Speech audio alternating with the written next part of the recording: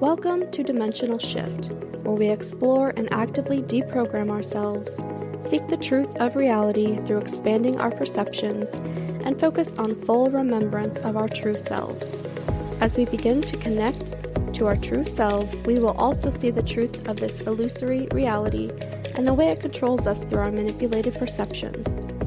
As soon as we fully remember our true selves, we will also see the enemy for what it is and how to rebalance the system by freeing ourselves and assisting others to do the same, creating a domino effect into the evolution of human consciousness.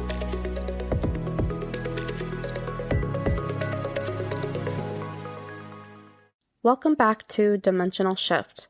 Today we're talking about conscious reality creation, and I'm purposely using this term instead of manifestation for a couple of different reasons. The first idea is that if you're not consciously creating your reality, then you're allowing it to be unconsciously created. And that's something we'll get into in just a minute. The other idea is that I really feel like the term manifestation has been diluted to focus primarily on matrix-based goals and ideals. And what I mean by this is people think only of manifesting money, they think of manifesting jobs, they think of manifesting goals that are very much entrenched in the illusion. And while this isn't necessarily a bad thing, unless that's the only thing you're trying to manifest, I think it's important to understand that we can manifest a lot more when we start thinking about these things more abstractly. And so, for example, instead of trying to manifest money, think about what you're actually trying to manifest with the money. Is it security? Is it stability? Is it the freedom to go where you want? Those kinds of things. It's important that we look past the gateways that have been set up for us. And the gateways, I think I've talked about these in a previous episode, but they're time, money or resources, attention, and vitality or energy. Those are the things that have been set up to prevent us from looking past what we actually want and what we can actually manifest. Those are the blockages between us and what we want. So if you look past those gateways, what do you really want? What is beyond that you're hoping to gain by getting through those blockages? And so the next idea then is, do you know what you want? If you're stuck trying to think of manifesting money, do you really know what you want? Do you know what you're trying to get at? What is your actual goal? And sometimes this takes us tapping into our higher self or source or whatever you might want to call it to understand what we're truly hoping to gain. And this goes back into the idea of doing it consciously. Most people manifest things unconsciously. Most of the time, it's not the things that they actually want. The powers that be have designed our minds and our bodies so that our creative potential can be used against us. They have prevented us throughout the ages from connecting to our true self, connecting to source, to know what we truly want, to know what we want to create. They have kept our minds and perceptions limited so that they can use our creative potential to create the reality that they want. They actually cannot directly influence reality here. So short of tearing down the walls of reality, tearing down the walls of illusion and stepping through into the physical reality as an astral being, which is very unlikely and likely very difficult, if not impossible, they cannot create reality here. They have to use us to do it. And they do this through the frequencies they use, such as fear and the distortion tones and all of that I've talked about on previous episodes. And they also do it through the programming, and they do it through the media and other people, all of those kinds of things that we've talked about before. Now, I know that can sound very disempowering to a lot of people. If you feel disempowered by that, I encourage you to listen to the last episode on victim mentality. The takeaway from that episode would be that you can't fix a problem if you're not willing to look at it. So looking at manifestation itself, the biggest downfall I've seen people have with manifesting or conscious reality creation is the idea of instant gratification. First, they may try to change something that's already happening. It's already in motion. And so the idea that it's already in motion makes it more difficult to change. It's easier to affect future energies and create a new path for that energy instead of trying to change what's already in motion. And the instant gratification will get you every time. Some things can be manifested fairly quickly, but sometimes it won't, depending on how aligned it is with what your true self or higher self or source actually wants and needs for you.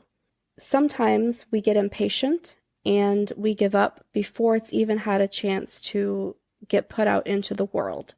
And then it becomes a self-fulfilling prophecy of, I didn't manifest it, so I must not be worthy, or I must not be good at this, or I must not be able to do this.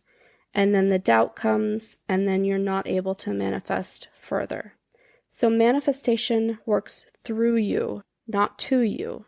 So there is an aspect of you have to do the work.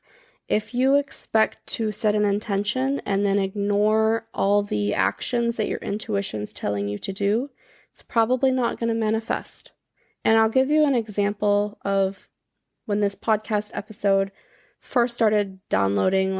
It's been like a month or 6 weeks now. I've been ignoring it for several weeks, but I was at my desk at work and I was thinking about manifestation, and I took it was a Sharpie pen, and I set it up on end, and I thought, okay, I'm going to manifest this pen falling over. And it was just sitting there next to my keyboard. I went back to work and I kept thinking, okay, the pen's going to fall over.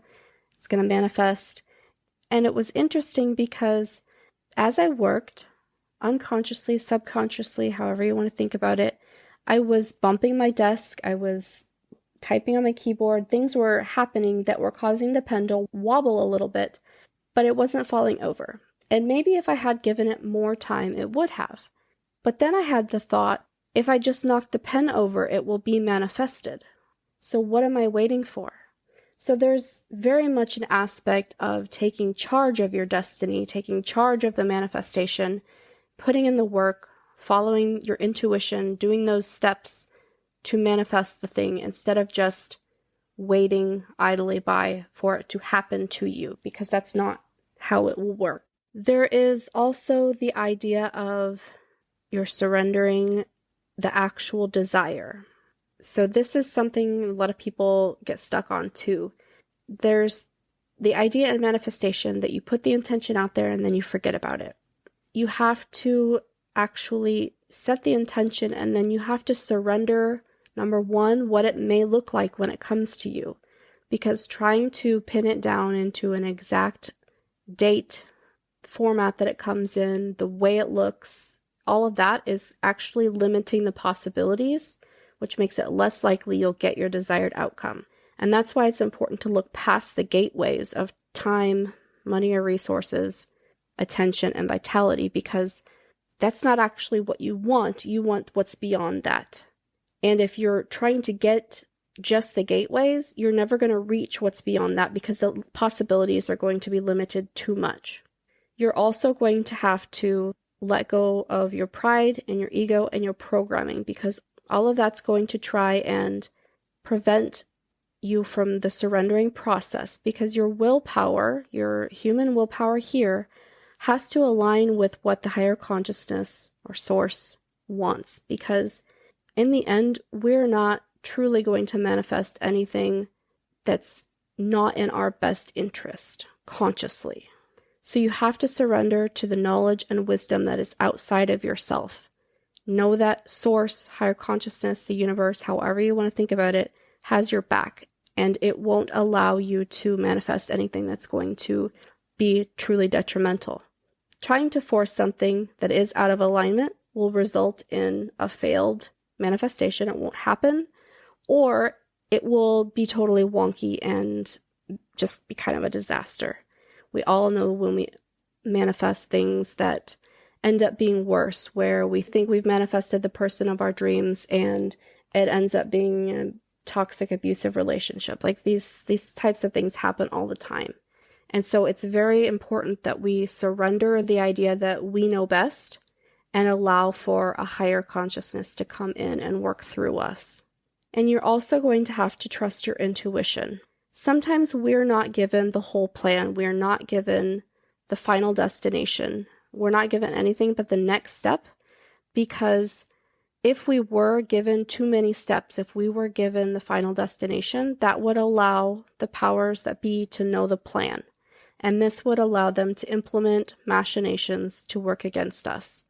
Similar to the Adjustment Bureau, which I've talked about before, where they try and keep us on plan. And if we see the path too far out, then they can start implementing these designs to work against us, putting in obstacles, creating shortcuts that we think might be better, all of that kind of thing. Your intuition will never lead you astray if you trust it and if you listen to it. And something that I've learned through manifesting and through listening to my intuition is that these resources, these gateways, will always be provided if you trust yourself and if you trust Source and if you listen to your intuition. You will never be without. You will always be provided for if you are truly aligned with those ideals and listening to the messages that you get. If you found this episode helpful or insightful, please share it with a friend and leave a review or comment. Make sure to subscribe so you never miss an episode. I host twice weekly open discussions on the podcast topic on our Discord server. If you'd like to join, head to dimensionalshifter.com/Discord. If you're on Reddit, come join the subreddit r/Dimensional Shifters or send me a DM. My username is Dimensional Shifter. Keep deprogramming, keep connecting, keep listening to your intuition. This is it. This is what we've been searching for our whole lives. Connection to our true selves.